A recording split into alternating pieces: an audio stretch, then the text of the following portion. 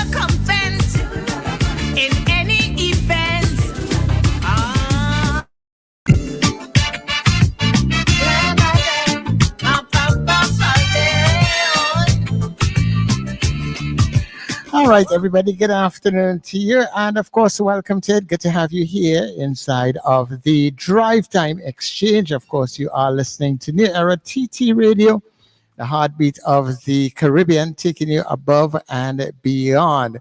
That's the music of Twiggy in the background there, a song entitled 65 and Still Relevant. Yeah, and of course, Marshall and us inside of the Drive Time Exchange is none other than our journalist extraordinaire, Tony Fraser. Tony, good afternoon.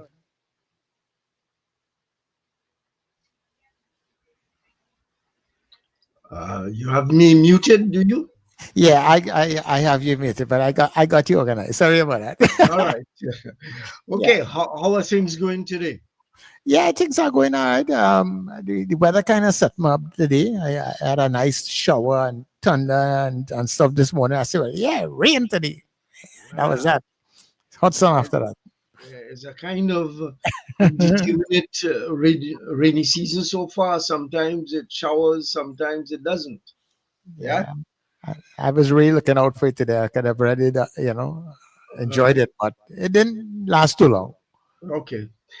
So today, Charles, we are looking at some matters here involving, if you like, we are looking internally at ourselves. Sometimes we examine everybody else, but we don't think about ourselves. And we are supposed to, I see one guest here, a lady in yellow.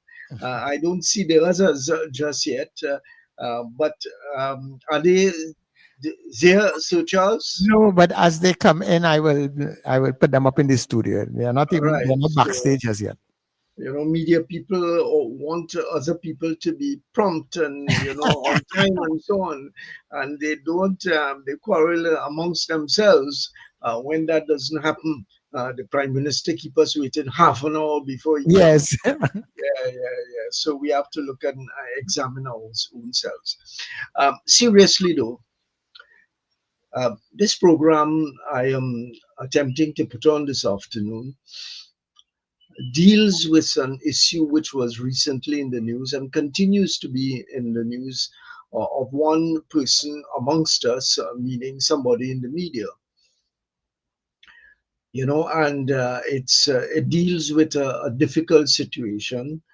And when I reflected on it, I think about my own experience and the experience of other people who work in the media and come down with all kinds of difficulties. Sometimes it's generated because of the environment that we work in. Sometimes it is that people bring their own difficulties to the media, and of course, in a kind of pressure cooker environment, those difficulties expand and explode sometimes in circumstances, but we don't look at them. Perhaps we don't even think about them as difficulties which need to be attended to. We write off people because X is bad and Y comes up short, etc., and so on. But perhaps we need to pay some more attention to it. So if you're looking at our screen now, you'll see one person on it, and that is a colleague from a long time ago. Debbie Ransome is her name. Debbie, how are you? We seem to be, her audio seems to be not. I am now unmuted. Okay, I am fine. you're Afternoon, fine. Tony, and it's good evening from here. And it's been a long time. You've been, when I reflected today, you've been away for over 25 years, have you? Well, I've been coming and going, but as a journalist, I mean, maybe shall I just fill in for our audience as saying who this woman, right? Yeah. It's been a long time. Yeah. So yes, you heard my introduction. I am seeking to talk about difficulties that all of us experience at one point in time or the other. Sometimes personally, sometimes with some of our colleagues that we work with, and so on and so on. And we don't pay as full attention to those situations as we normally should. Uh, but we either ignore them. I can tell you that I worked in a couple of media environments in which there were colleagues who had difficulties of one kind or the other. As I said, difficulties they brought to the job and difficulties which were expanded and exaggerated because of the situation that they worked in. And frankly, that I must confess that on a number of occasions, I simply did not understand them as problems which had to be dealt with. In fact, on a couple of occasions when I was the head of news at particular organizations and had to deal with them, I thought of my colleagues as being, less than what is required. In other words, they were just giving trouble. When in fact they had serious mental, psychological problems, family problems, and so on, which we never understood and never even recognized. So is that I want us to talk a little bit about our own experiences in such environments. We are not calling anyone's names because we don't want to put anybody in a difficult situation. However, we can talk about some of the experiences that we have had over a period of time. And Debbie, you're the first one here, and therefore we go with you to start. Reflect on what I have said and think about your own situation, both. And one of the good things about Debbie is that she has worked in various environments, both in Trinidad and Tobago and in the region. She was once the correspondent for Kana, a Caribbean news agency. She has worked in London, she has worked in Trinidad, and so on. And therefore, there are different experiences that you can share with us. On the basis of what I've said, your first comment, your first experience, whatever you choose to call it. Thanks, Tony. Yeah, I've had time to really think this through.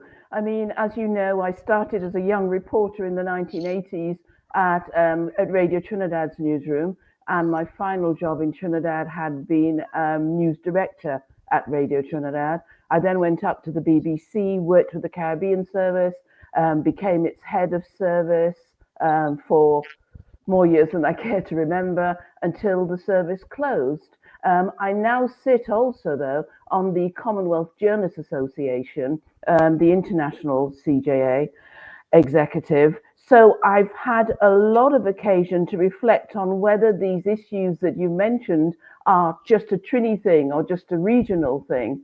And something that I've come to reflect on, whether I'm thinking about old colleagues in Trinidad and the region, whether I'm thinking about colleagues at the BBC, whether I'm thinking about colleagues now across the Commonwealth, is the fact that we recruit young, bright people and we send them into difficult places, difficult situations, and we ask them to raise the stone and look at what's working underneath it.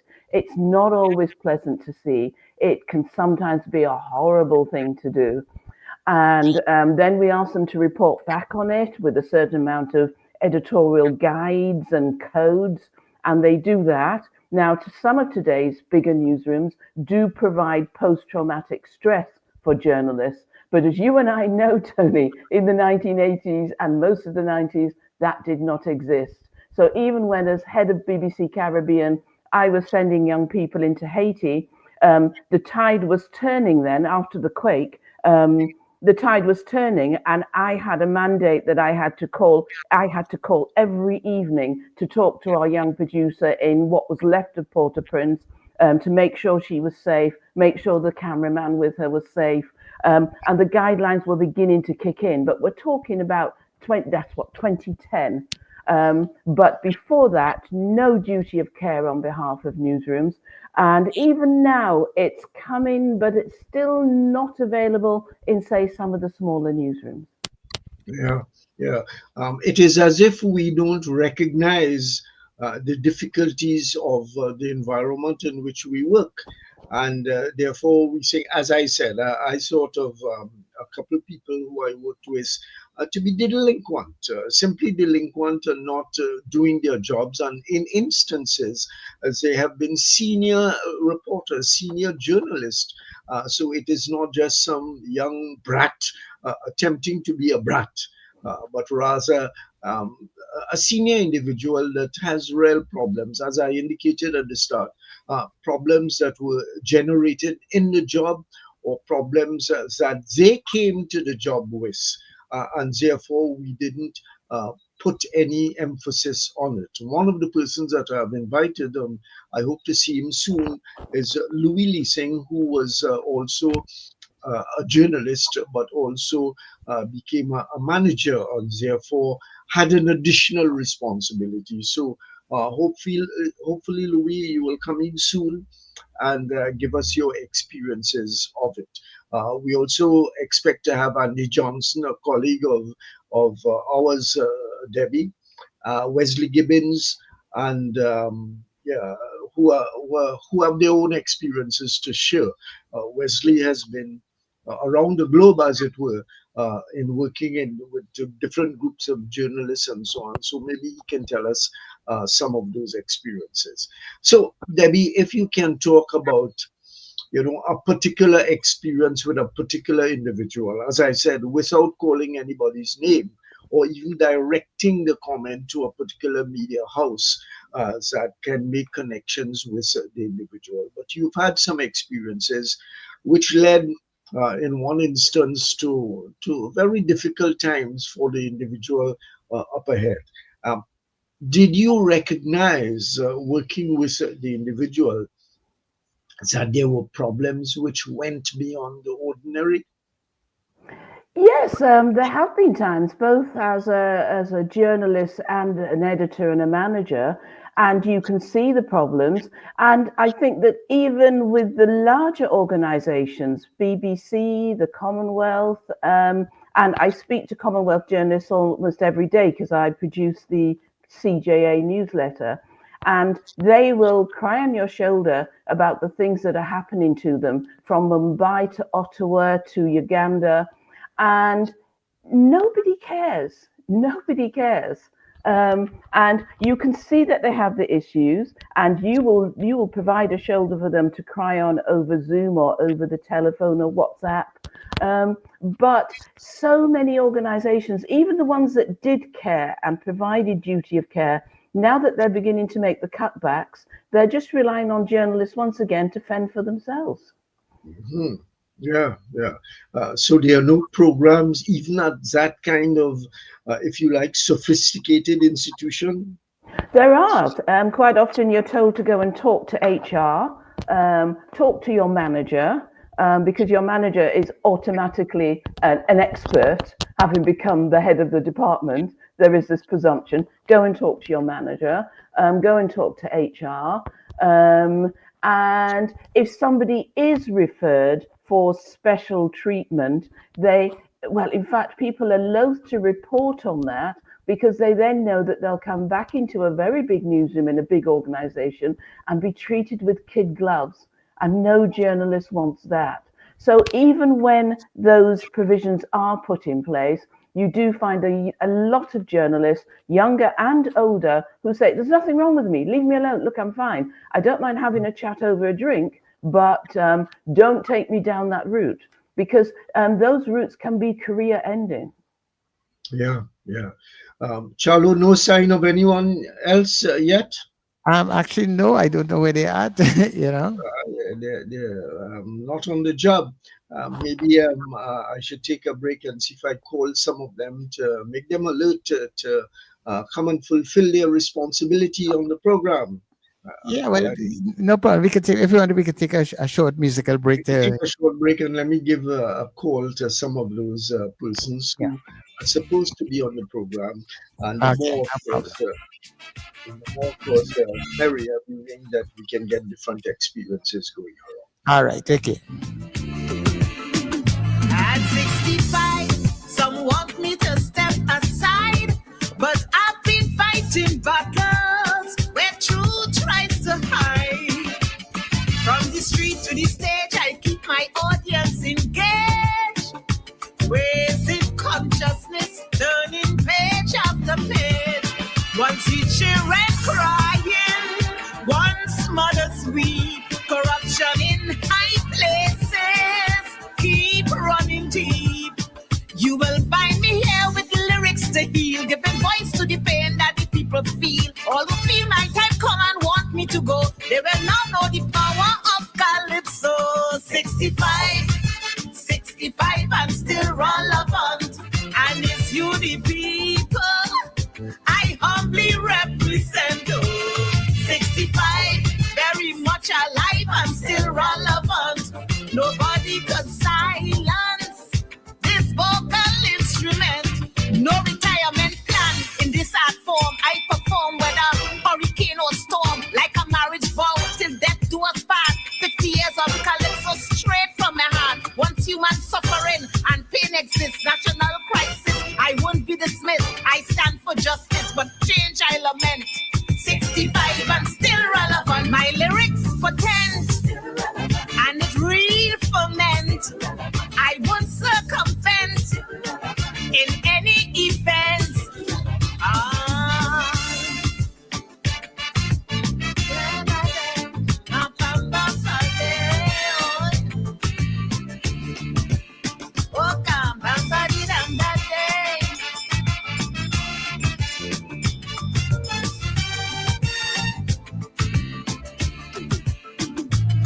Icons rise like rose and sparrow. I salute their greatness, so the youths will follow. When I see how they shine and how they represent we, I serenade them as part of my duty. From gender-based violence to schoolyard fights, from racial tension to women's rights, prostitution rising, rape on the spread, crime and violence render a conscience dead. Because of age, you want me retire. You don't know the fire in Twiggy's wire. 65 and still relevant, and it's you the people I humbly represent. 65, very much alive and still relevant. Nobody could silence this vocal instrument. From the hills to the plain, I stand strong and proud. With works of fire, I'll rally the crowd. My voice is my weapon, my songs, they are against injustice on this battlefield. My power is not in age, but in song, to guard the nation against every wrong. My voice cannot be absent. 65 and still relevant. And very relevant, had that too. Twiggy from 2025 with a big song there, 65 and still relevant. Okay, so we are back on the inside. Tony, did you make any progress? Yes, I did, and they expect to come in pretty soon. All right, okay. So keep looking out for them. Yeah, definitely. As we indicated, and Charlo, you're a special kind of person in this situation, because you may bring something that is different that we don't understand clearly to the situation, but you may have experienced difficulties in your own situation inside of the media. So feel free to join the conversation anytime you so wish to do. No problem. If there's need, I will definitely do that. All right. So we are talking about, psychological problems, mental problems, difficulties with adjusting in a situation, difficulties of working in an environment in which you're pushed all the time to do well, that you have deadlines that you have to meet on a daily basis, and some on non-understanding bosses screaming at you all the time. So I see a smile on your face, Debbie, as I say that. Debbie was news director and would harass every reporter to produce the story, right? And sometimes, Debbie, and I'm saying that about you, but of course it relates to my own experiences, as that I wouldn't care about what are the difficulties of an individual that is working in the newsroom alongside me, but we are making demands on those persons all the time. That must be really difficult for those persons.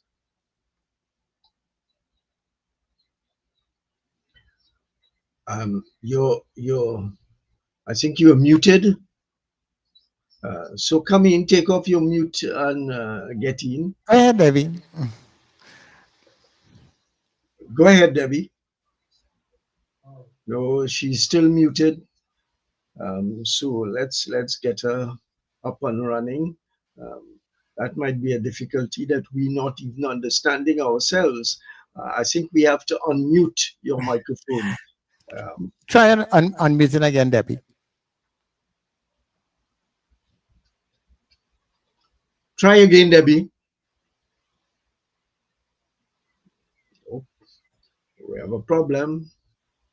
Okay, so let's attempt to see if we get Debbie's microphone going while we talk a little bit here. Again, informing our listeners that this program really turns the microphone on us as reporters, as journalists who have been working in the media for some time, and we have had experiences where we don't understand fully the difficulties of some of our colleagues as they get themselves into difficulties, not willingly, but in certain instances against their own will.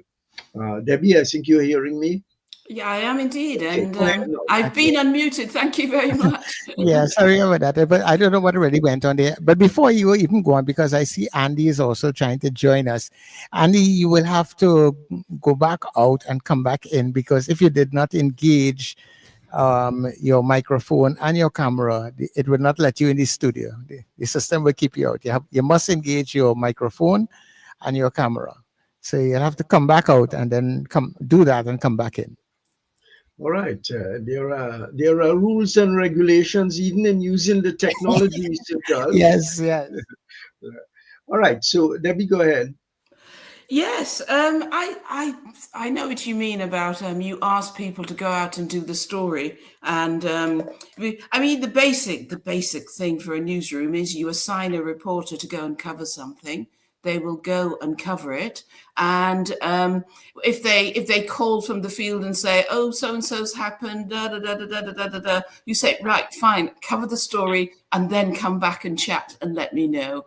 And there can be all sorts of personal issues. I remember one personal one up here in London where a young woman got locked out of her home by the landlord, and she called me in floods of tears. I said, right, I understand where that's coming from. Send me the audio from your assignment. We'll package it here and go and sort out your personal business. Do I tell that woman not to do her job and go and solve her business? As it was, we got it all sorted. She got everything sorted. We needed to give her letters to prove she was doing what she was doing and whatever.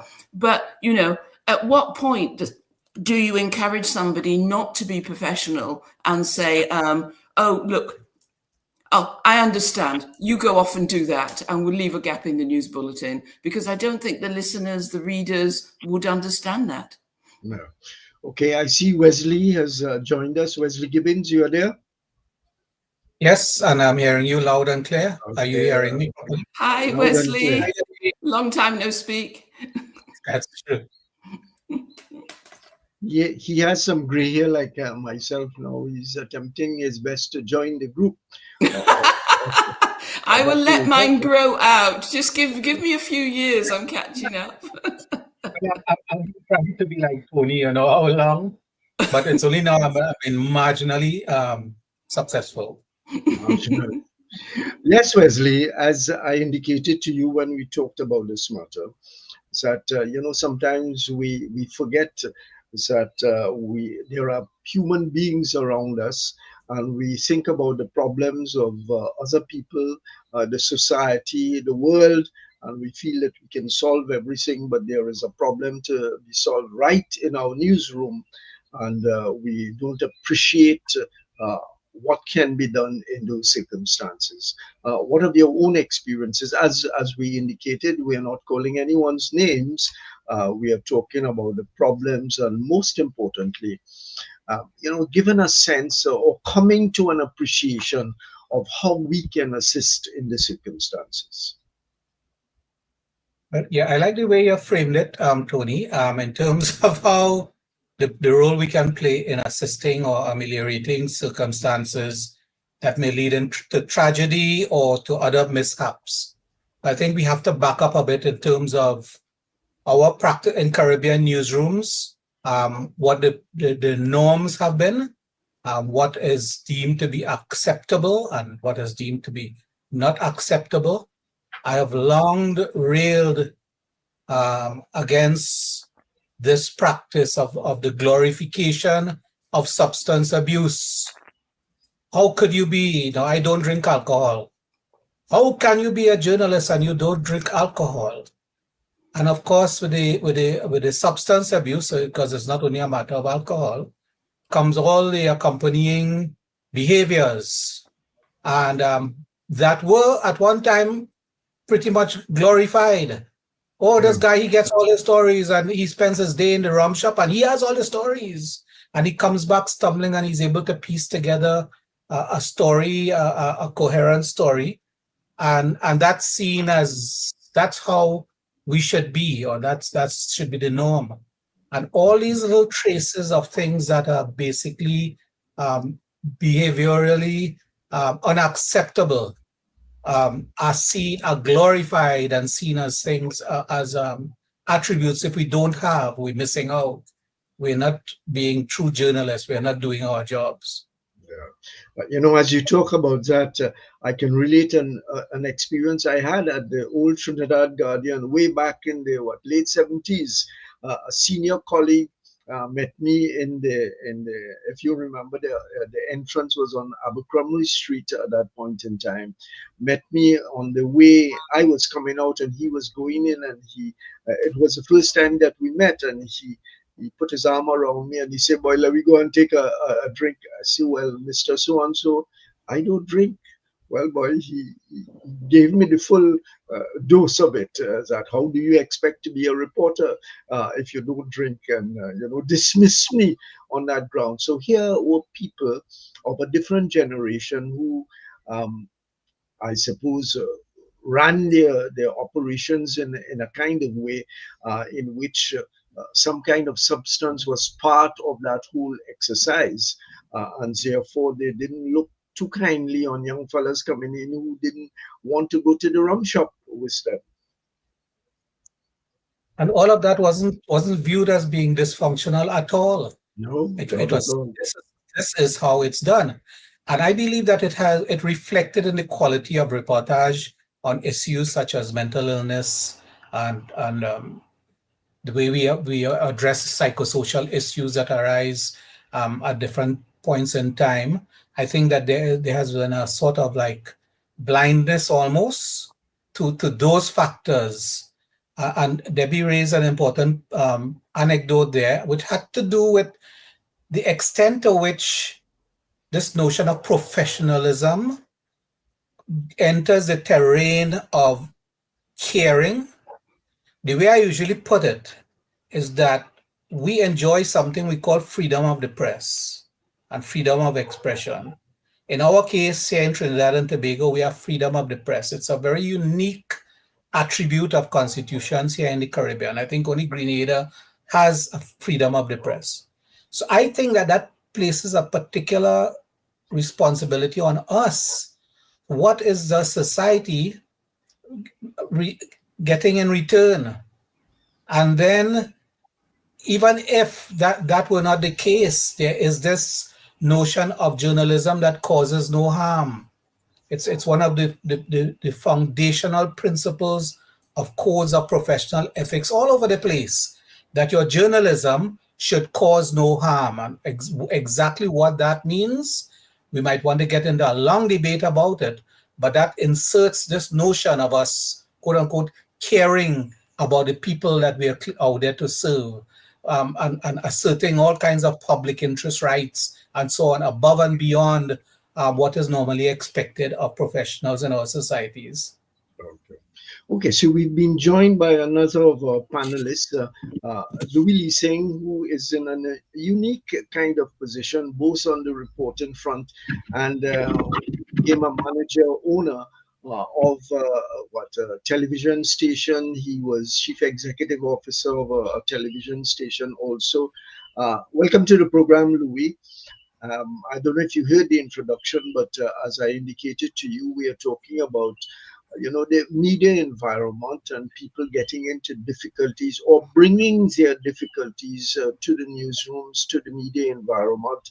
And we in the newsroom, both at the level of the management and at the level of fellow reporters, perhaps, and I can speak for myself, not fully aware that, well, one, that somebody is having a difficult situation, and two, it is not caused because the person is bad and has ill will, but it's a difficult medical and psychological problem itself. Tell us your own experiences at that kind of level.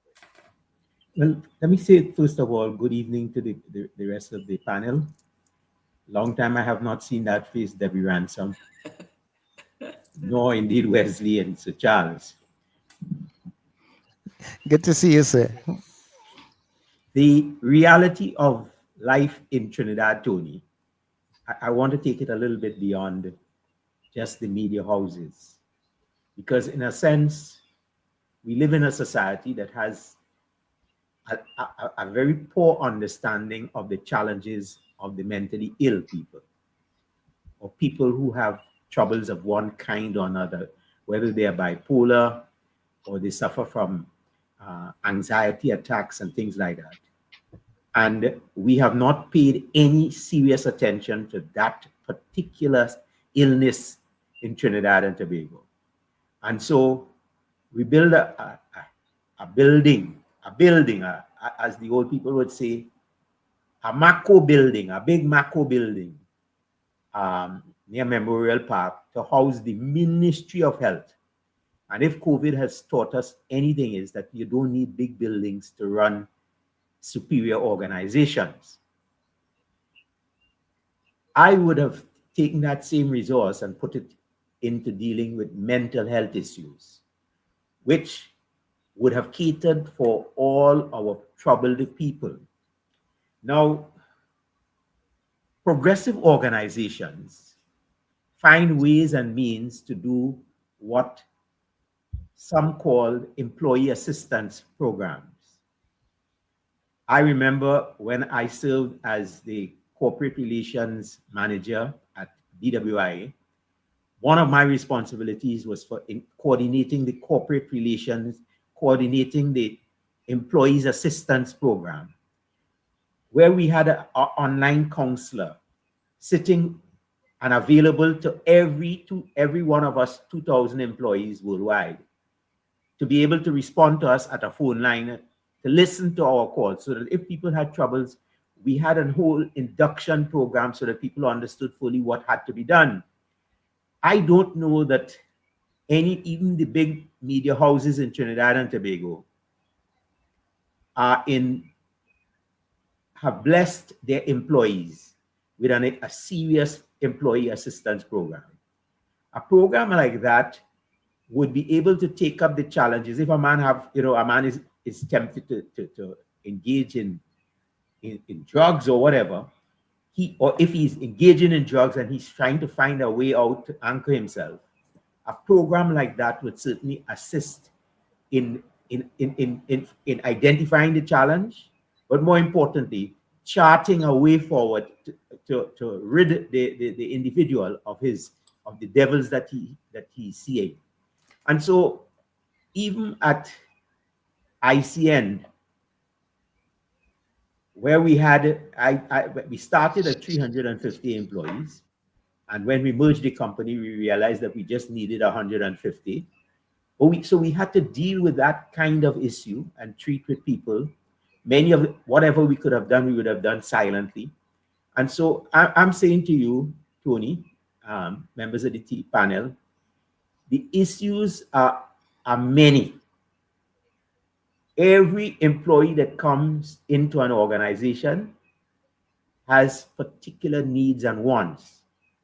And it is important that the employer find and put in place mechanisms to satisfy the needs and wants beyond the pay packet.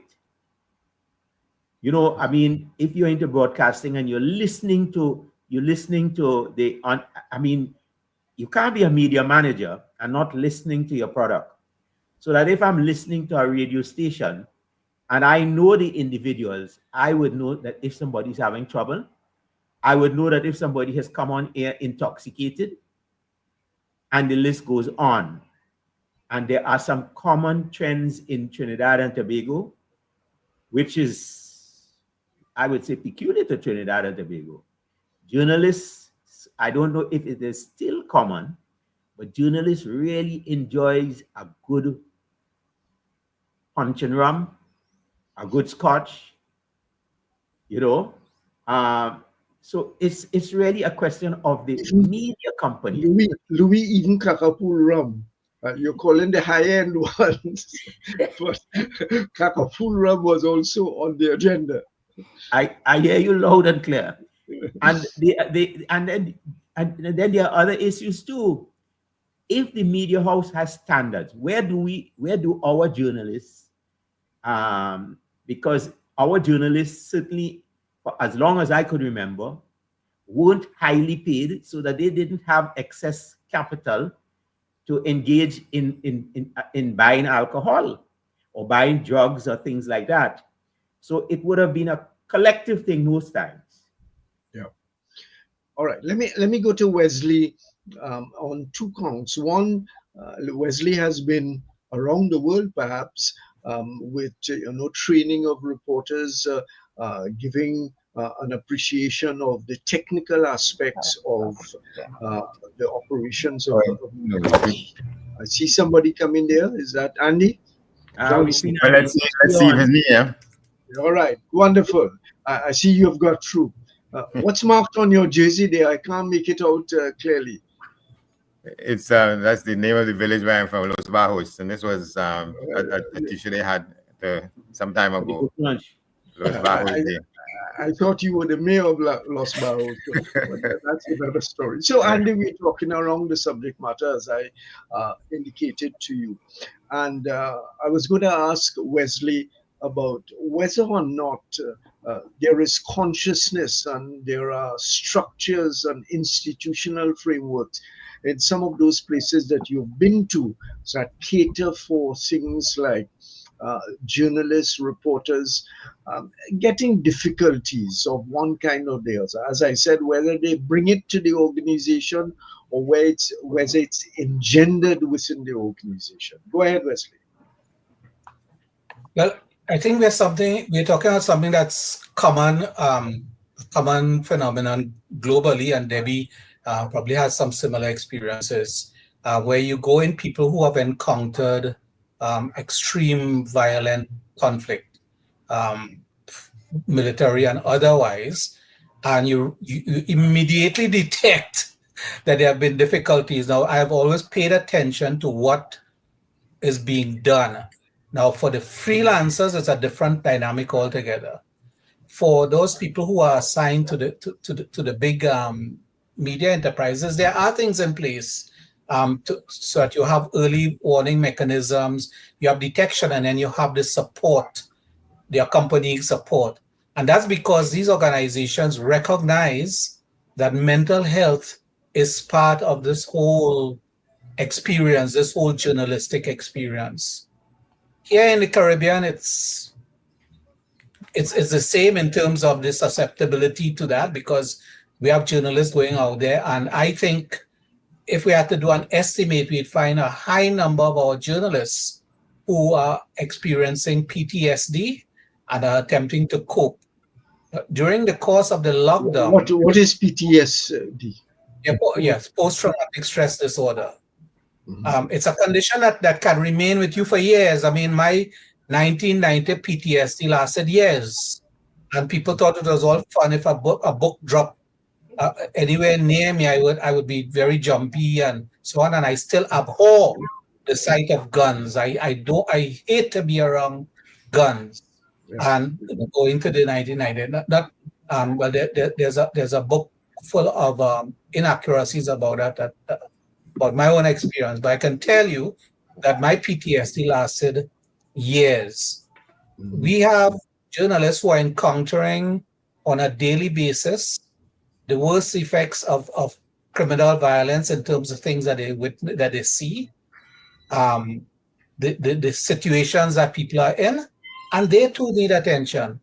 I was coming very quickly to the fact that during the course of the lockdown, there are a few journalists who reached out to ACM and Media Institute saying, well, listen, I think I'm having a problem, We're locked away, things like that thing. Some lost their jobs, the salaries were cut, they were asked to do all kinds of things. And we actually had two professionals based in Trinidad and Tobago who offered their services pro bono virtually. And they were able to assist a few journalists here in Trinidad and Tobago and in Guyana. So I think there is recognition of it, but it's not institutionalized. We don't have media houses here that pay attention to that sort of thing in that kind of way. As you talk about 1990, Wesley, when I became news director of ICN, TTT, whatever it was called, I invited Abu Bakr into the station. This was after he was out and whatever, years after. I can't tell you what year it was. Must have been close to 2000. And I invited him. There was something going on, and I invited him into the station to do an interview on something.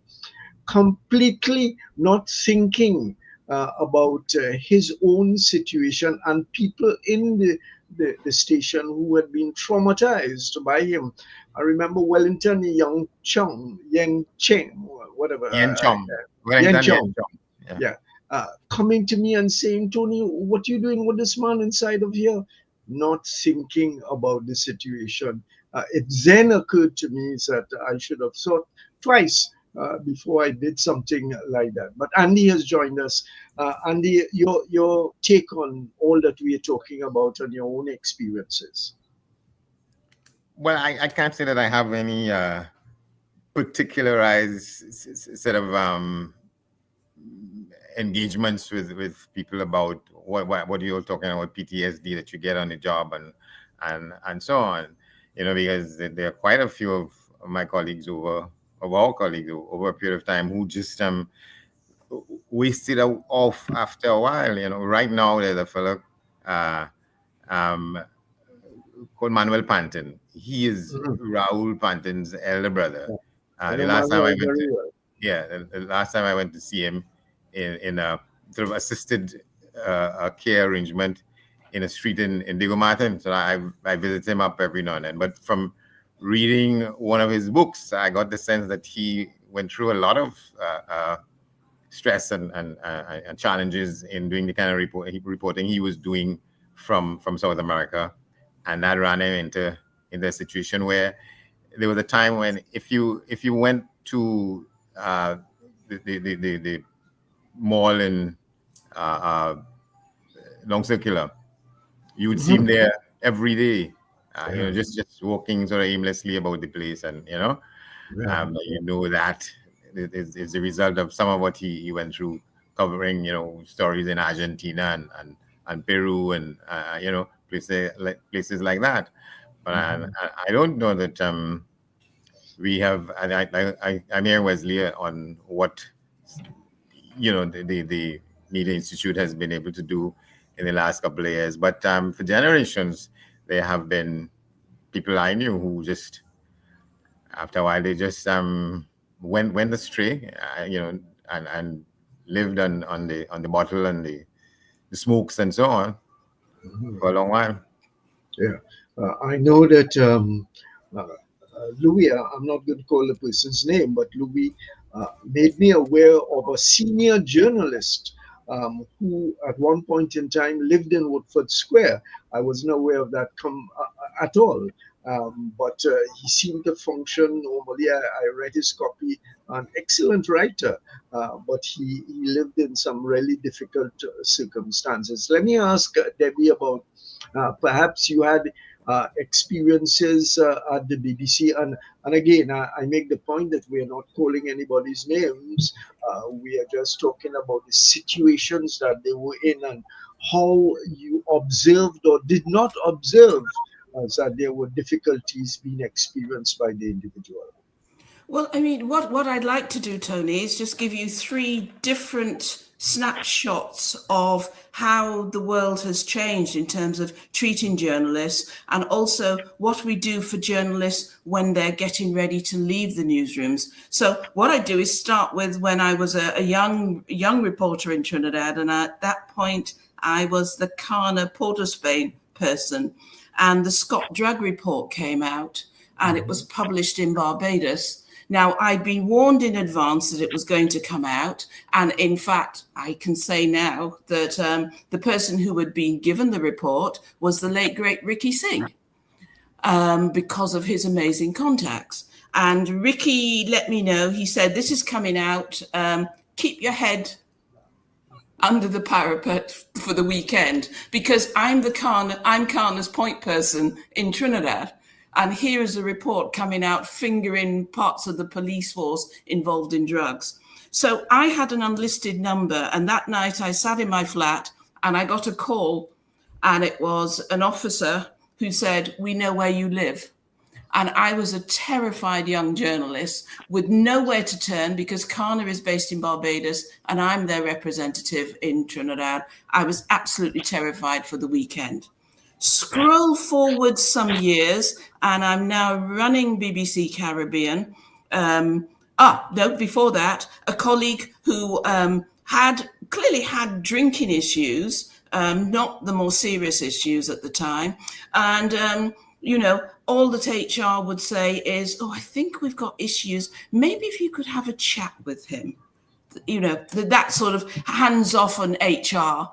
Because they didn't want to annoy the department with the black people in, that sort of attitude, literally. Then, so scroll on, and I'm now running the department. And as I mentioned at the top of the program, the duty of care I had for our people in Haiti after the quake, that I had to call them every night to make sure they were safe, they hadn't been kidnapped, and the whole situation in Haiti, even in 2010.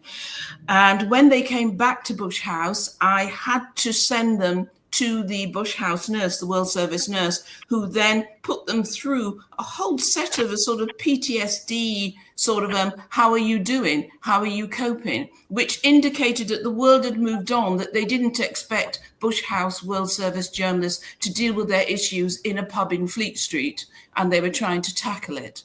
But now scroll forward to, and I do the newsletter for the Commonwealth Journalists Association, and I received something from a man in India, and he said, I don't want my name attached to this. And I said, why not? You are a senior journalist. You've worked for the top newspapers in India. He said, yes, but I'm about to retire, and I am going to be outside of the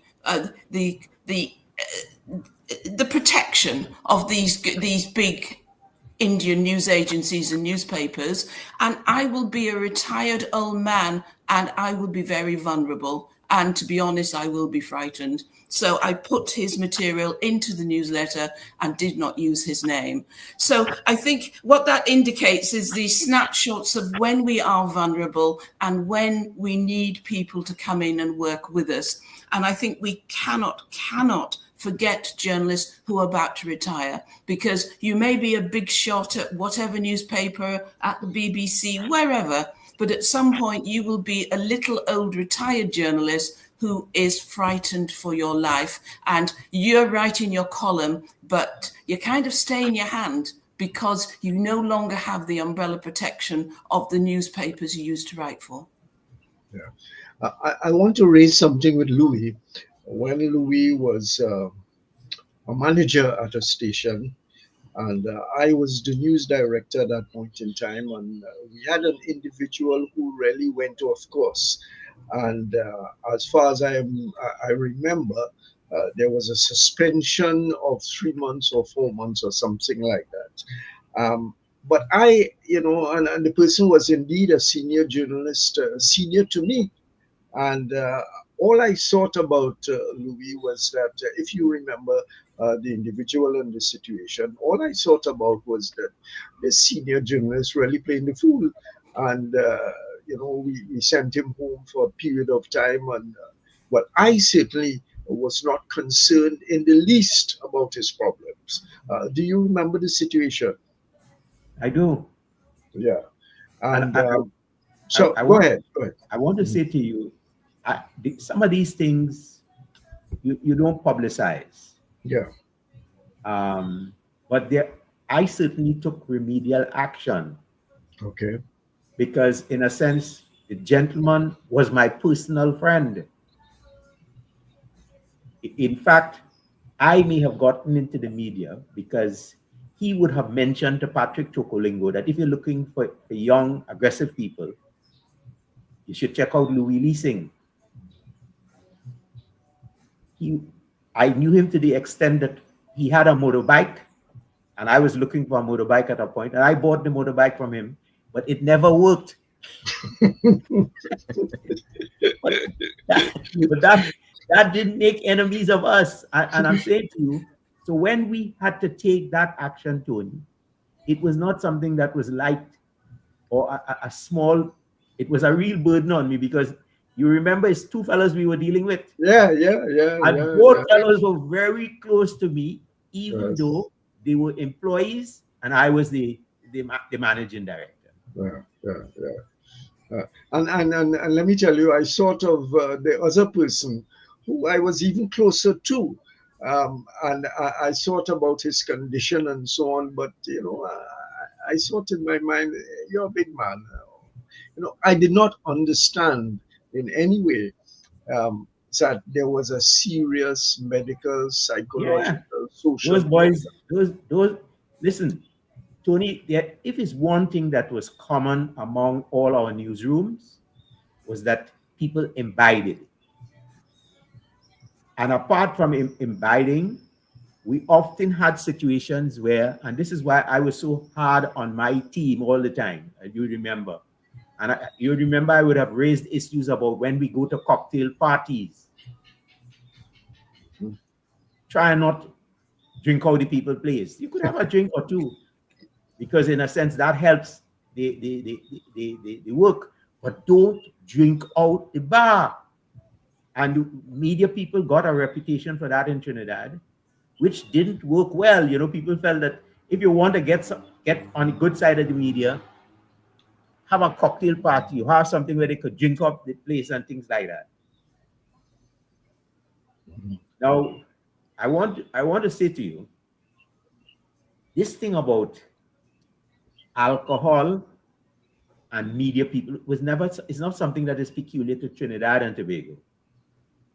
It is a very common thing. And I remember once operating a farm tour when BWI opened up its airline to Puerto Rico. And we took a contingent of media practitioners from Jamaica right back to Suriname on the trip. And this is a story that perhaps I could tell now years later, because in a sense, it was almost amusing. The current editor-in-chief of the Express was then a young, charming lady who had no doubt Owen and they might have sent her along because this is our farm tour, it had no news in it and things like that. Go and get some experience. But boy, we had a situation where the media people from every country was harassing her. And she came to me and reported the matter. And I called a meeting of all the people present. And I said, listen, this can't go on. I mean, here is a colleague of yours who have come to do the same thing that you're doing, which is to say, in the first place, to enjoy the experience, which is what we want, but also to be able to find a good story out of it and things like that. And if you keep harassing her, you will leave me no choice but to ask you to take the next flight back to Port of Spain. And after that, it stopped. Now, today, she's the editor-in-chief of the leading newspaper in the country. So I'm saying to you, the reason why the fellas were misbehaving was because they were constantly having beverages wherever we stopped. You know, you go on a farm tour, the farm tour takes you into one place, into the next, and so they're consuming. And it is something that I don't know that media managers are conscious of. Media managers, if they're conscious of it, they have neglected their responsibility to their employees to ensure that you are able to provide them with the kind of support that is necessary. Yeah. Andy Johnson. Yeah. Go ahead. You join. And incidentally, you all can mix up the talk. You know, you don't have to wait for me to jump in. You all are chatterboxes in yourselves. Can I dip in then on that while Andy's thinking through? I just want to pick up on Louis's point. Louis, you're right. It is not a Caribbean thing. I started the first time I saw this drinking culture had been remember the sort of tabloid drinking dens around Tanapuna. And that was the first time I saw it as a very young reporter from England. And I was amazed. They put a bottle of white rum in the middle of the table, nobody leaving till the bottle finished. And I was just astonished because I'm jiggling my car keys and I want to drive back to Port of Spain.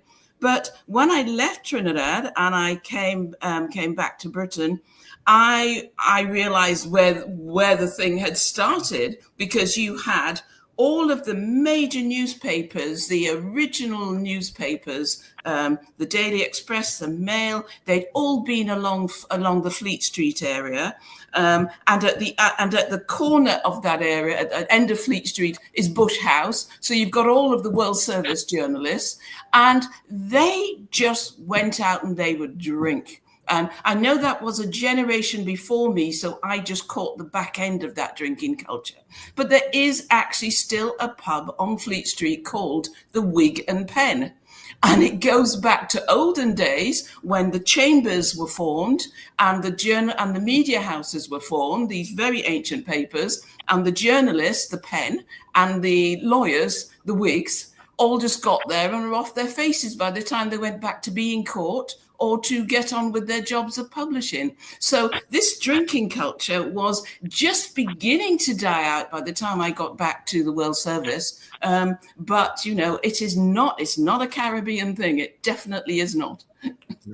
But to some extent, you know, in generations going back, you know, in the 70s when I came to town, and it was even just hanging around the newspapers, because that was my one and only ambition in life was to be a reporter and to be a newspaper person, to be a newsman and so on. And I spent a couple of years just hanging around the Express, and dealing with people like Keith Smith and others who were there. And then in the Guardian, there's a whole, you know, raft of names: Jimmy McNichols, John Myers, Compton Delph, who was editor of the Evening News in the time that I was there, and people on the Guardian night desk, Evans K. Green, who was covering the courts and so on. And you had to be able to hold your end with them fellas.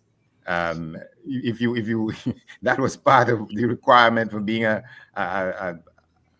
news getter. You had to be able to hold your stuff, and they, in some cases, they taught you how to do that. But in some cases, it is what sent them, you know, over the cliff.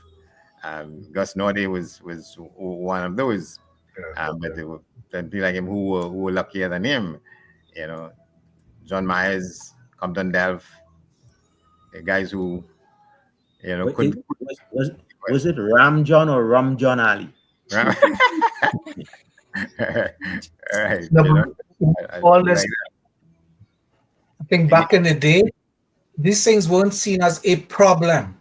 yes, that's the thing. It wasn't. Something that was thing. If you didn't fall in line with that, okay, I still get a heckle today. Oh, you could be a journalist, you don't drink. Well, yeah, over 40 years now, right? Yeah. Don't drink. I used to take a little thing every now and then, because sometimes you have to do it to kind of fit in, and all those problems that we talk to young people these days about in terms of ensuring that they're taking care of themselves. And what my fear is that, or my thing is that, and it obtains to today, is that there's an accompanying lack of empathy in the process, because we are witnessing among ourselves this kind of degradation in people's ability to function properly. And it's seen as something, oh, that's it, but he good boy. He could drink a bottle and string together some better paragraphs than any one of us. And how do that mindset goes into how we cover other things, mental illness being just one. But there are other areas in which people are disadvantaged. And because we are kind of like numbing ourselves to dysfunctionality and seeing it as something good and glorious as opposed to something that is a problem, and that's where we are falling down.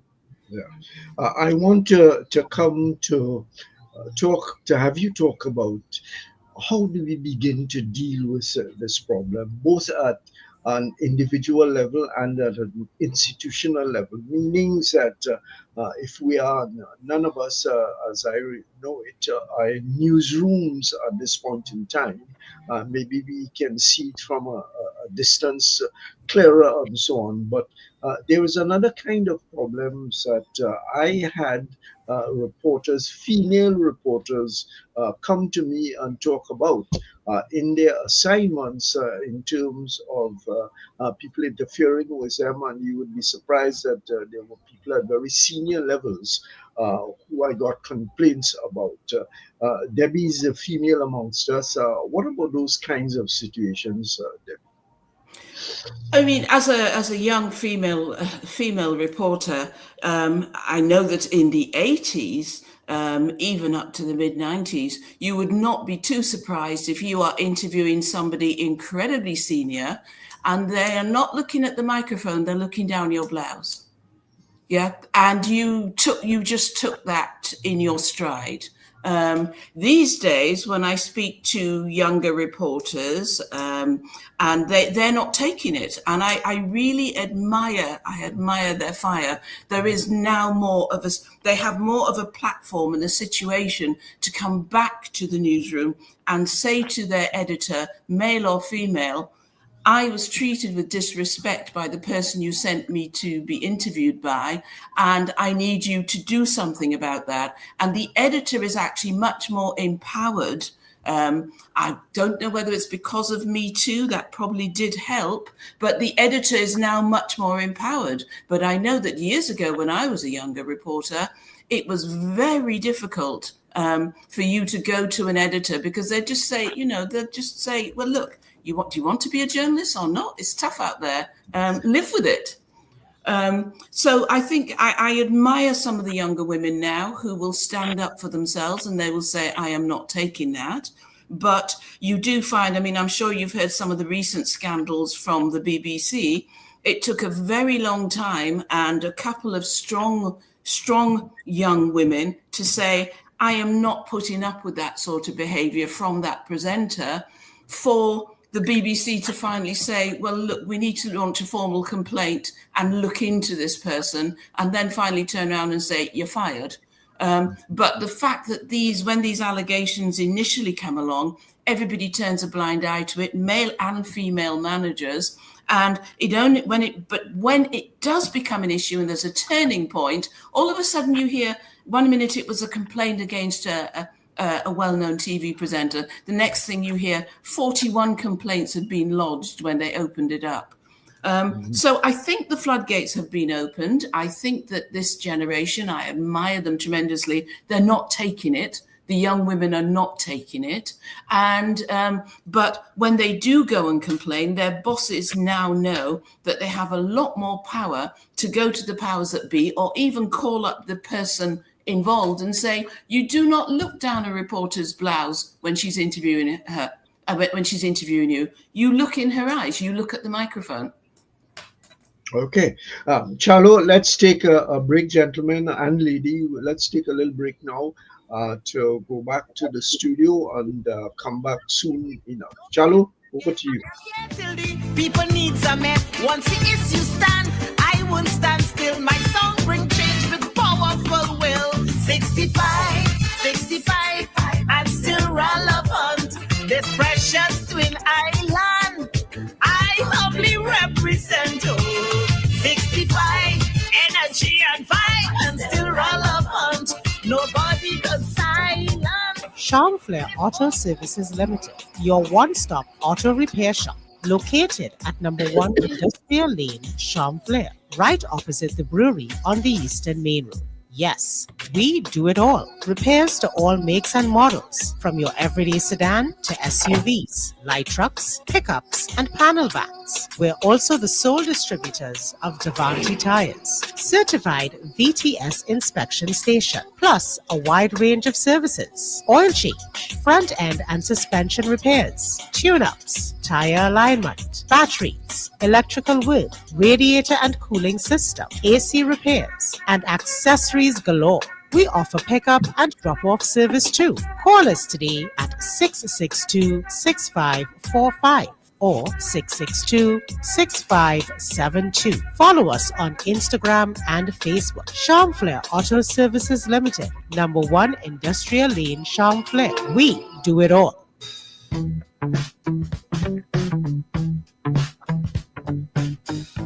S&H Rumbox, 137 Western Main Road, St. James, for all your retail and wholesale needs for alcohol and non-alcoholic beverages. Call us at 686-0599 or visit us at 137 Western Main Road, St. James. S&H Rumbox, drinking out of the box. Men, women, tired of the invasive, painful old methods of testing prostate and breasts? The Institute of Health and Fitness Clinic and Wellness Center offers comprehensive and non-invasive diagnostic testing, which indicates the nature and extent of diseases and tests your nutritional levels. Our quick testing can identify early signs of problems by evaluating many of the bodily functions, such as male and female sexual function, gastrointestinal function, liver function, kidney function, thyroid function, heart and brain function, and also cancer testing. Results are comparable with other medical lab tests without the use of needles or embarrassing specimen cups, and is pain-free. We also offer all natural treatments. Visit us now at number 79 St. Vincent Street, Tunapuna, or call 492-7397 or 289-6363. Advertise with us on New Era TT Radio, the fastest growing streaming platform for talk in Trinidad and Tobago. Audio and video ads welcome. Elevate your brand with us. Connect with us at newerattradio@yahoo.com or call us at 299-5156. Now what are you waiting for?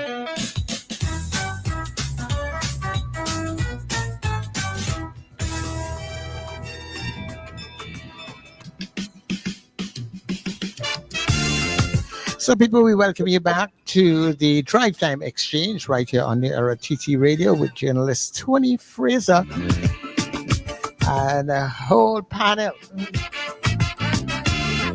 of some very experienced journalists in between here. All right.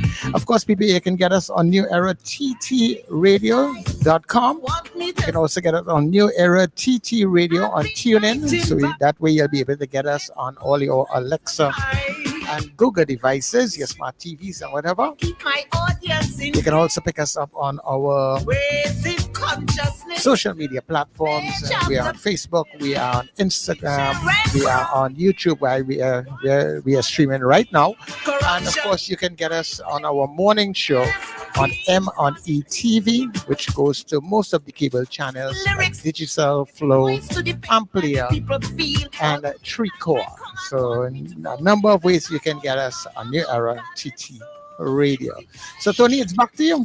Yeah, thank you, Chalo. And as I indicated to you, feel free anytime, because you have been in the media as long as many of us, and you've had your own experiences. So feel free to share along with all of us. Ladies and gentlemen, I want to get to the point of we've outlined the difficulties of the situation and the problems that we all have experienced personally and otherwise. And the issue now is, what do we begin to do about it in a serious, structured manner? Yes, there are individual managers and news directors who, for one reason or the other, take it upon themselves to do it. But I am not too sure. I am not inside of the media anymore. I am not too sure if it is institutionalized as practices. And what I'm talking about is concern and care for our people inside of newsrooms, outside of the newsrooms, for their difficulties that they experience. Louis, you want to start us off? Well, Tony, let me just, if I could intervene at this point. I just wanted to say, ask, what was what is the basis for this discussion? Things that we are seeing among media people in Trinidad and Tobago. Where does it come from that we are addressing the matters such as we are addressing? Yeah, yes, Andy, you're right. We are seeing things happening around us frequently. But we don't want to get into individual situations. We use it as a jumping off point, as it were, to engage in a discussion in recognition of problems that we all have faced at one point or the other, and attempting to talk about it in some kind of open name without calling people's names. So that's the basis of it. And as I said, the issue now is what do we do about it? Yes, Andy? No, I'm thinking that we can't go forward, or we shouldn't go forward past an enterprise such as this, an activity and a get-together such as this, without putting some kind of a question to the people who control the media. Mm-hmm. Definitely.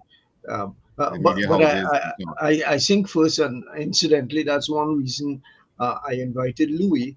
Of course, there are big high-up hifis and so on. But I feel that we have to, amongst ourselves, recognize it as a problem in the first instance, and not that an individual like to drink, he like to smoke, he on ganja.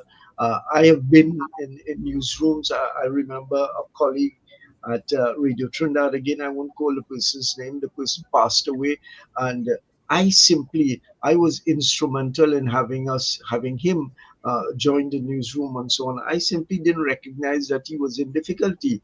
Yes, there were the times when he didn't come to work on time, when he didn't do what he was. He was an excellent person, technical person, and he kept slipping and falling and so on. And I saw it was just unwayness, as a way of putting it, rather than something that he had in him, and he incidentally passed away very young. So that's what I am getting at. I'm saying that perhaps we need to know and appreciate that people get into difficulties, and be aware of it and seek to do something about it. Tony, let me say that I never expected media houses in this country to become serious about looking after the needs of their employees in that regard. As I said to you, when I launched the employee assistance program at BWIA, the only other company I knew in Trinidad that had an employee assistance program was Royal Bank. And then it became somewhat fashionable as the years went by. Yeah. But in terms of whether it reached media houses, bear in mind the issue with media houses remains the very highest return on investment. I don't see the Guardian folk spending money on employee assistance when they're declaring a loss of $7-8 million. And that has been consistent over the last years. Add to that, you have to have conscious leadership. And so who are the people in charge at the helm at, let's say, the OCM, at the Guardian? You don't have the level of consciousness. They don't see the newsroom, quite frankly. They see the unit as being a profit center or a cost center. And 9 times out of 10, cost centers are things that you get rid of, and profit centers you work at. The issue of, in fact, based on the information I have, wherever you've had people who have had challenges, they see these people as errant employees, not as troubled employees. And that's very important in understanding. Now, depending on the corporate culture of the organization, you may not have to have an official structure, but people know that if they have a challenge of one kind or another, that there are places that they could go to in the organization to vent, to share their hurts and their challenges, and know that action will be taken. We have to work at, first of all, finding out how many we have in this country. And if we know that, we can then make a case to media houses that they have got to come better. Now, Tony, we have to remember that the structure of media houses that once was, everybody thought that, and people still believe that the Guardian is a place, it's a real strong institution, it's a bastion and things like that, those terms. It's not so. I mean, the Express is printing 10,000 copies a day. The Express used to, at one point, print 60,000 copies a day. The times have changed. And even though, it has brought increased burdens on the reporter. Well, I was just about to say that because of that. pressures of work have been intensified. Have increased, you know. So we have got to get the information. I'm not on top of what is going on in the Express, though there was a time I would make my business to know what was going on in every media house so that I would know how to come and improve my own product. So, folks, joining the discussion, as I said, I'm looking towards what we can say, and maybe out of this to answer Andy's question in a different kind of way. Not only will the consciousness spread about people in not only the newsrooms but other parts of the institution having difficulty, so that we can share some information and a consciousness, because I feel that the consciousness is simply not here. Folks, chat amongst yourselves about this. How do we go forward? Louis used the word leadership, and Andy spoke about consciousness. And that's hitting the nail on the head. We don't have proper media leadership here. And it's telling in all different departments, on the human resources side, in terms of the staff and the new pressures that Andy speaks about. The life in the newsroom today, and I keep close to the younger cohort, it's a lot different. These people are under far more serious pressure to produce more within a shorter space of time, given all the challenges of social media, etc., etc., etc. We need media leadership that's aware of that. We also have the problem of the human side that we started talking about, which that people are problems, people have issues. The journalists are human beings after all.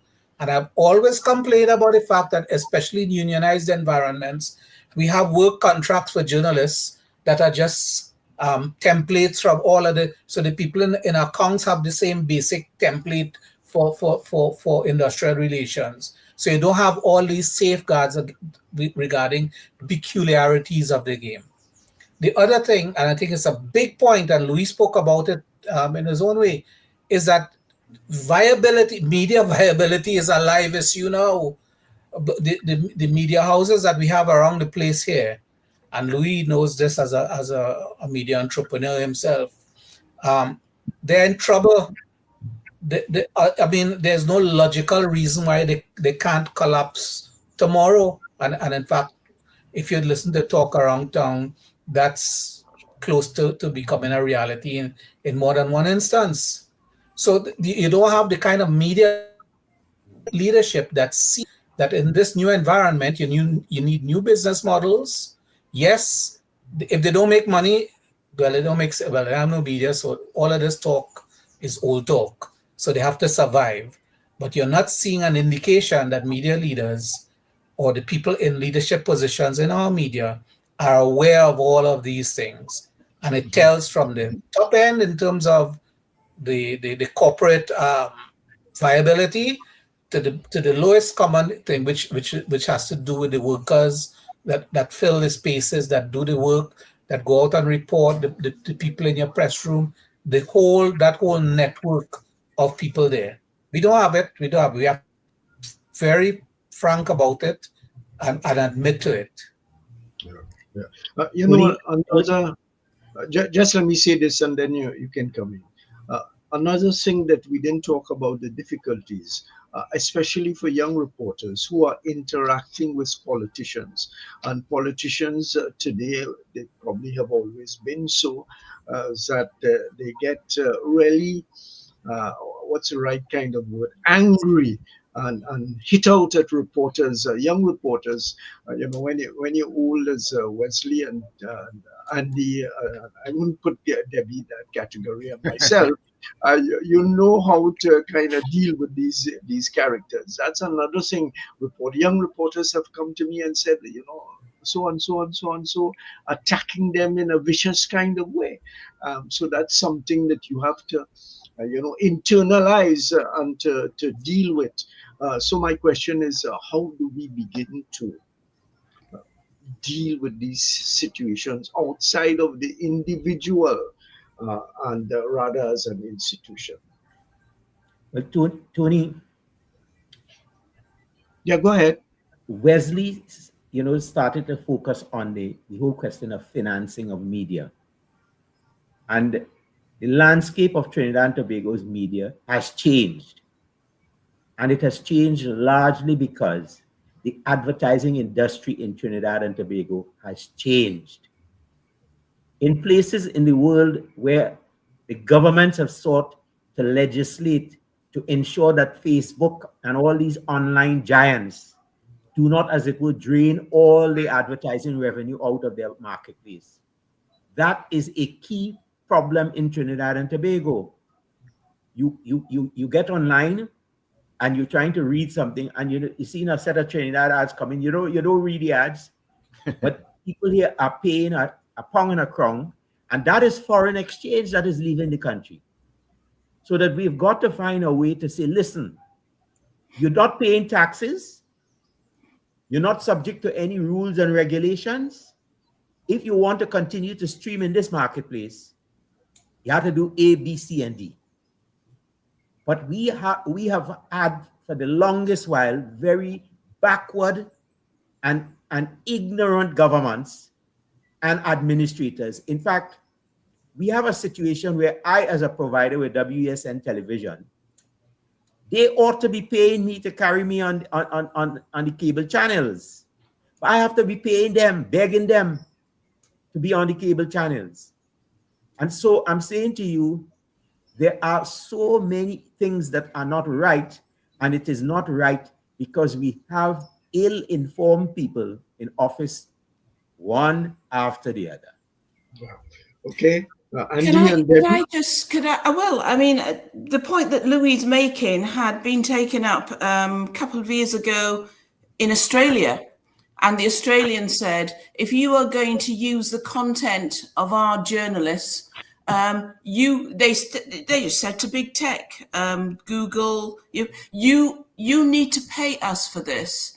But a key thing had been, what do you do with the money? Because you don't want it going to Sky Australia, to Murdoch. You need to make sure that it's going to the small media providers. So Australia looked at this and came up with a model. Jury's still out on whether it's working, but at the moment, a lot of smaller media houses in Australia that could have gone through have been saved by this deal. And now Canada had been looking to put together a similar sort of thing. Now, given the scale of things in the Caribbean, there's no way Trinidad and Tobago can stand up to Google by itself. It would have to be on a CARICOM level.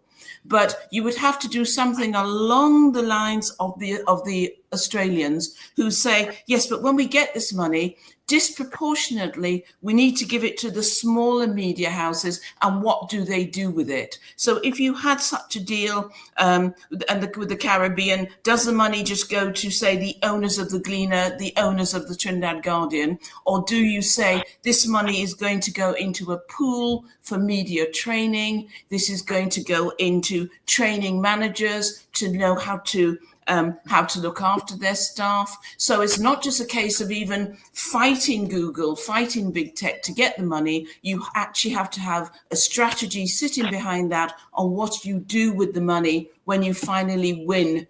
And it's a long battle with the likes of Google. Andy. I was going to say, I just want to go what might appear to be off topic. Just a second here, I'm seeing somebody who is posting in the discussion by the name of Dinley Raphael, and I'm wondering to what extent that person may be related to Cleveland Raphael, who was elder than me and a little more experienced than me when I was, I would say, climbing the heights as a political reporter, particularly in the Guardian. We traveled across the Caribbean covering events of one kind or another. He's been ill for some time now. The last time I checked, and so if that is somebody who is related to him, we just give a shout out to him because he was, one of those. And if the person wants to come in, I don't know if it's one of his daughters also, saying, Charlo, we can let the person in if the person has a statement to make, a contribution to make. Yeah. But if it is they can, and you can call us on 281 1315. That's 281-1315. And I'll look out for the call. Yeah. And outside of that, thank you very much, Shallow. Outside of that, I think we have to find a way in which we interest the media association in the country about this matter, because going forward, that would be, to me, and that would be the agency through which we get through to the press hierarchy in the country to put together some things for the welfare of the people who work for them.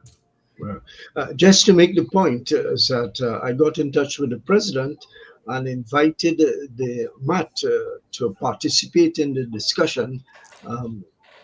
Well, it didn't materialize. They didn't get back to me with somebody or bodies to be able to participate in the discussion. But Andy makes a very important point that MAT has to get involved on behalf of reporters, and as Andy talked about, there is evidence around us.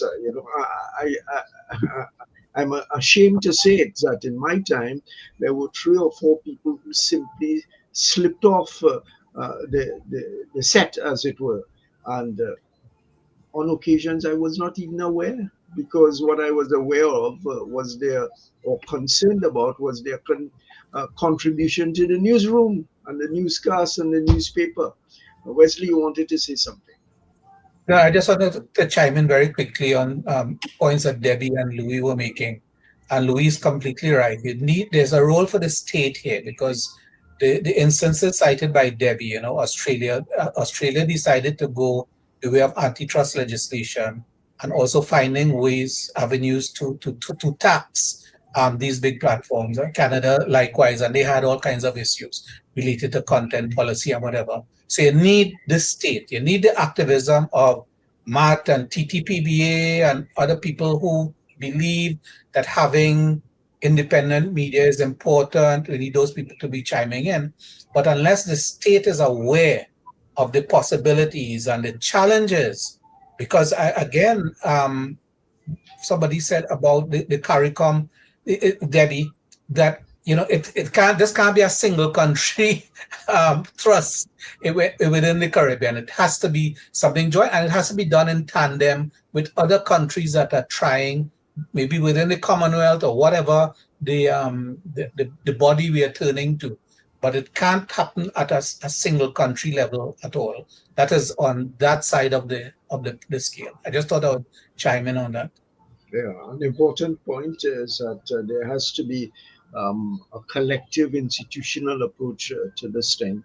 And I think we need to address a lot of concerns to politicians, governments, opposition parties and opposition leaders, because in a very significant way, we do some of the work for them.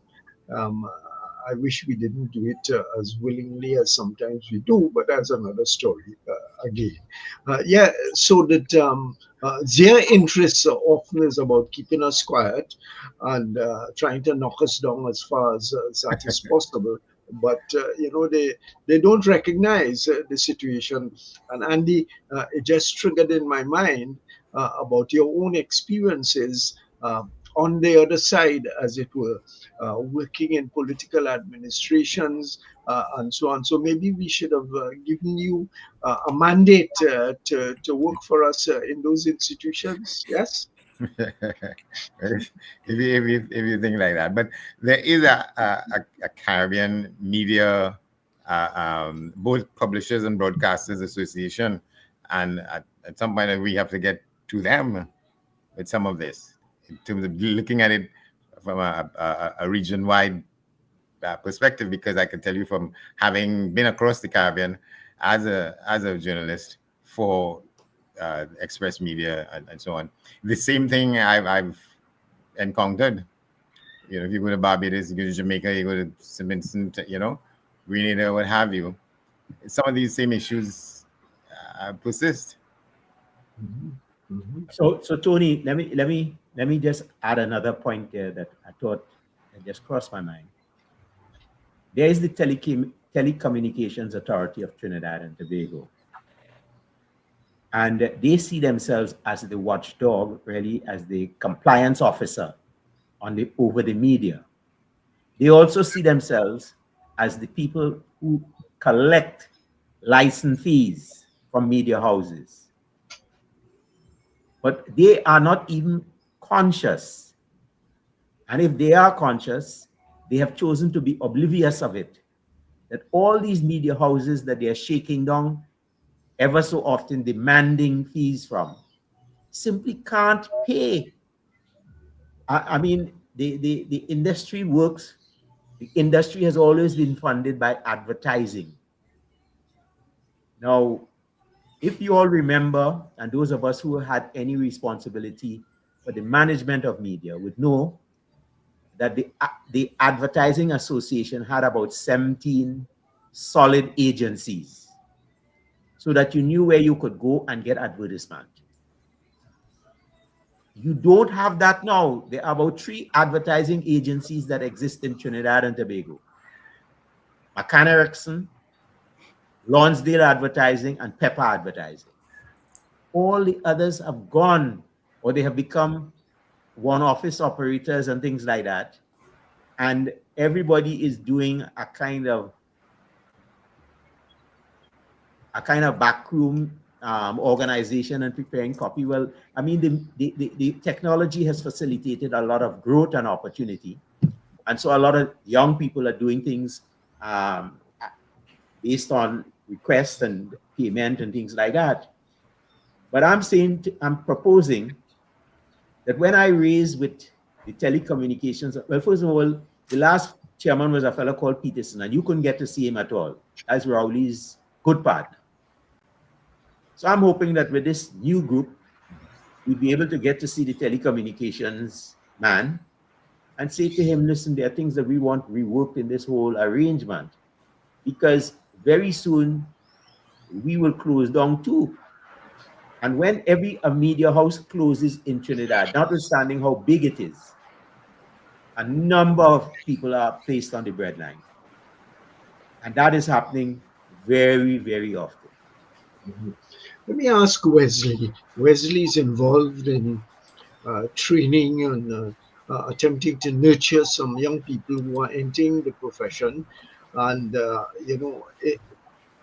is there any notion of making them aware of these kinds of issues beyond reporting and developing a story and so on, giving them an appreciation of the kind of institutions that they are getting involved in? It's hard to answer that across the board because our work is regional and you don't have the same kind of structures throughout. I mean, in most countries, viable media are in serious trouble. So you're talking about a handful of people running a media, apart from Jamaica, Barbados, Guyana, Trinidad and Tobago. You don't really have the kind of media enterprise. And so in the cases where you have these small do or die operations, I think they're far more aware of the challenges because you don't have this kind of institutional distance between the dollars that come in and their livelihood. So they're right there because they know that the advertising declined 90%, and that is conceivable in some territories. That overnight you have a change of government, your advertising is gone, clean. So you're in survival mode after that. So they're aware. In our instances, Jamaica, Trinidad and Tobago, there's less awareness of that. There's less of an intimacy. But I think that the younger ones, they have an understanding of this new environment that we're in now, because most of them are involved in it. They use it. They understand what the social media space is doing. And when they look at their own practice and the practices of their own media organization, and they look at what is happening online, they see two completely different things, but the folks that are operating on the platforms have a greater chance of surviving than their big fancy media organization with desks and offices and all that kind of stuff. So you come back in a sense to a point Louis was making about what do we do. That's a big question. But in terms of levels of awareness, I would say that the current generation, by and large, have an understanding of the challenges. There are mismatches between those working in the newsroom and those in media leadership sometimes. I think people in the newsroom could do a little training with the media managers about what the realities are, because they persist in operating these old models that are no longer viable. Louis spoke about advertising. I mean, that's a fact of life. That is not something where you could do some kind of magic thing, whatever, and tomorrow you're going to see a return to. There's no return to that, as far as I see it. Andy looks like he wants to say something. Go ahead, Andy. No, not really, but I think we have to, like I said, take it to the next level, which is to get the media representative organization involved to come up with a plan as to how we address it with the employers, the employer class. Mm-hmm. Well, Andy, I think it goes a little beyond that. I mentioned earlier on the issue of the role and functions of the Telecommunications Authority of Trinidad. Uh-huh. That is an agency that is funded by the people of Trinidad and Tobago. That is an agency that every Monday morning is knocking on your door if you have a license of any kind, asking you for fees. But at the same time, Trinidad and Tobago Television, which is in direct competition with you, they're not asking them for fees. They don't pay telecommunication fees. And so what we have to try and seek is regulations that speak to equality and parity for all the people who are licensed to carry programming. We've got to get the Telecommunications Authority to say to the cable providers, instead of you demanding that these content providers pay you, you should be paying them, because they have costs to ensure that the programming remains alive and well. Well, let me bring Sir Charles into the discussion, because Sir Charles, as you may or may not know, started this establishment, the previous formal media house, if you like, one that Louis was associated with some time ago, has all but shut its doors to the kind of programming that is required. And Sir Charles has, on his own initiative, developed this outreach, if you like, and we are attempting, some of us are attempting to assist him in that regard. Charlo, what you've heard a lot of the difficulties facing individuals and so on. You were one time in an establishment, and you had experiences and difficulties in those places. Get into the discussion. Well, in all honesty, I mean, like what I did, as an announcer, as a DJ coming in even the where we started at 102, and two of my former bosses here, I know, how we spoke about the pressures of on the job and that sort of thing. I never really felt much of that with what I was doing. I was very fortunate to be in an environment that allowed me to expand and my creativity and do things, where my programs were concerned in the way I wanted it to be. So I never had that kind of pressure being placed on me by anyone for programming, being in the media within the time that I spent within the media, But I've seen people in the media who have experienced that sort of thing, where they're doing their best and not feeling appreciated, not getting the recognition, and having to talk to a couple individuals and to encourage them to always be their best, especially when you're going on air. Make sure that whatever is troubling you, try to leave it by the door and until you're finished and that sort of thing. But not everybody is able to do that sort of thing. And I've seen it really push people to the edge. And yeah, and that is basically my experience, where the media is concerned for now. Okay, well, thank you very much for that contribution. What I want to do now, we are coming to the end of the program, and I want to give each of the individuals an opportunity to say what they think, what each individual think is the most important thing to bring this discussion that we are having, this awareness to the attention of big media houses, small media houses. Let's go to Debbie first. It's a long time past Debbie's bedtime. She had warned me about that, but the talk sweet, so she'll stick with it. What are you, 5 hours or 6 hours in front of us? It's 5 to 11 here in London. Yeah, because I was going to ask where you were. When you're back home. You notice it's got increasingly dark in the back. That's early for Debbie. Yeah. Oh, not these days. Not these days. I mean, what I would say is the key. There is a key thing here, and I think everybody on the panel's raised it, and it's about training, and it's about sensitizing people. Leaders, yes, to lead to better leadership. Reporters to understand the issues they're facing, know what they're going into. But if you're going to get the money, the funding for training, you've got to find it from somewhere. And it's going to be key that if extra money is to be found in the Caribbean for media houses, you've got to make sure that it is ring-fenced and used for better training across the region. And I'm sure, Wesley, you do this all over the world. You will agree with the need because the reduction, the cutbacks in media training over the last decade and a half, just been really awful. And I'm not just talking about the Caribbean, I'm talking about across the world.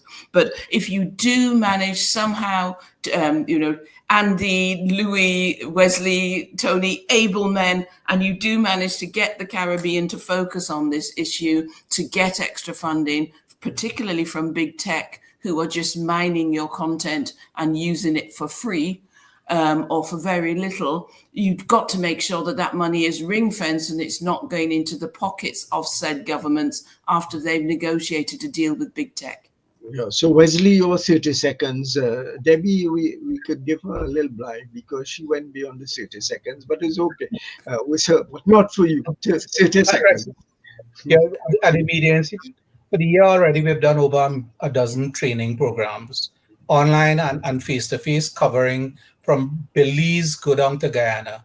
Last year we did 20-something, covering a wide range of subjects.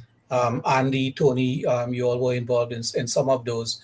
We just finished one on covering disasters and emergencies in Trinidad and for Trinidad and Tobago journalists. So there, yes, since the advent of the MIC, we've had this very accelerated uptake.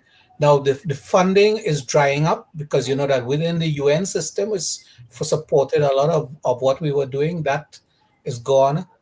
Anything that has had to do with US financing is gone. So ICFJ, all these other groups that were there, the Europeans, they are starting to withdraw as well.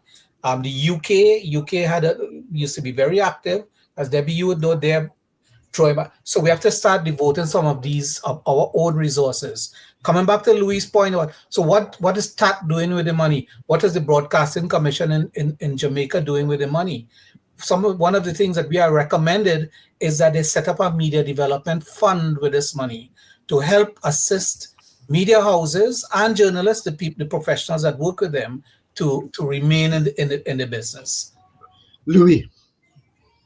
Well, I really want to thank all of you colleagues for joining in this panel. And I know Tony would do that, but I just thought I would have to say it myself because I think it is very, very valuable and useful.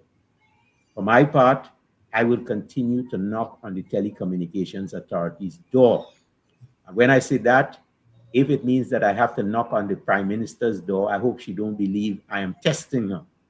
But we've got to find a way to ensure that the resources that are collected are used wisely in the best interest of Trinidad and Tobago, which is to say, we have got to find ways and means to provide the centers of learning for the new people coming into the profession. We have to find ways and means to provide a platform for people who have the talent. In fact, I want to say to you all that Andy Johnson has been helping me at WSN for a long, long time, and he is doing one of the finest programs that you could find, 10 questions. And he has brought on that program people who the public wants to hear from. And that could only continue if there are resources. You don't see any ads near Andy's program. Maybe it's because it's too good a program.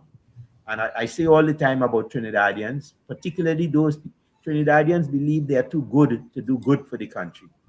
And so you're not getting the help you need from the good people.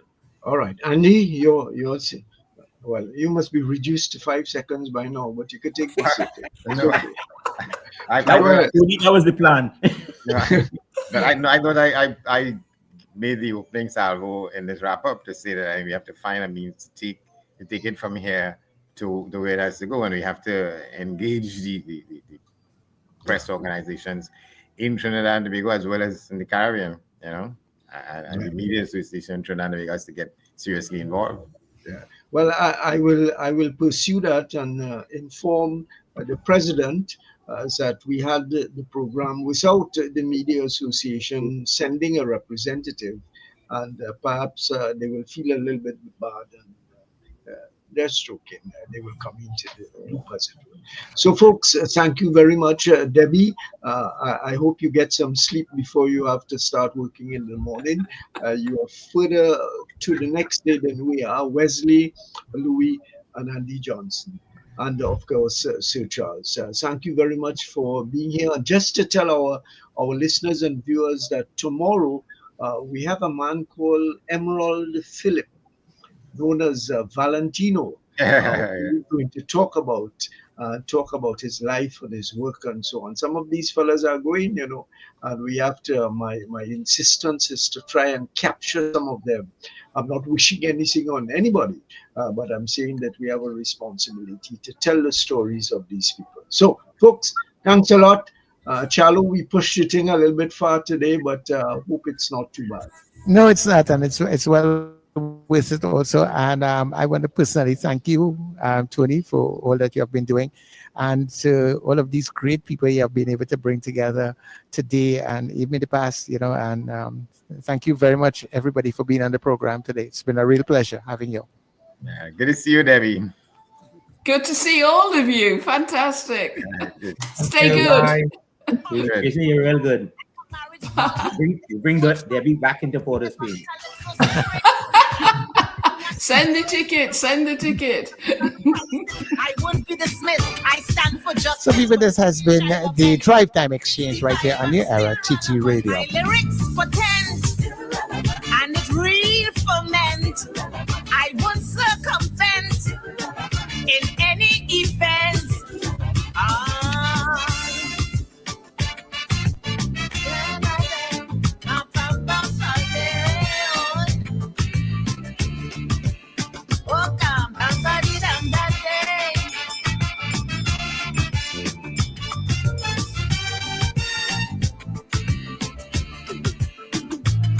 Icons rise like rose and sparrow.